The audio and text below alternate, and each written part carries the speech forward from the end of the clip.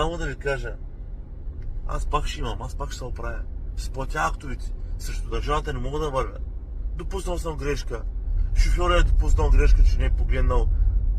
Качва се да кара без преглед. В смисъл, на всеки се случва. Какво да направим? Станало. Важното, пак повтарям, че няма жертви.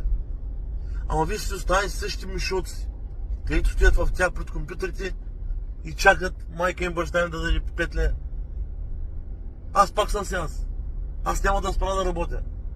Няма да спра да сътрудня. Няма да спра да помагам. А вие ще останете комплексари. Долни, тъпи комплексари, които се въртят в един кръг.